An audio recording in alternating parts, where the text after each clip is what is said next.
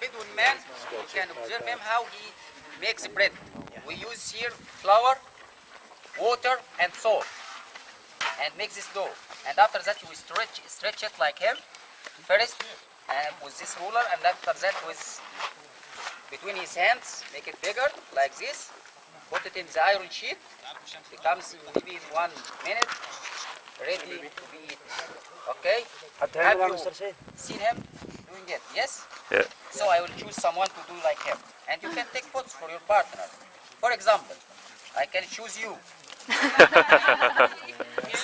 So you can take photo for him.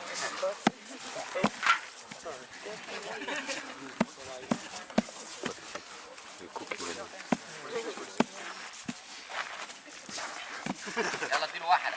قعدوا واديله واحدة. Just a moment. Cool.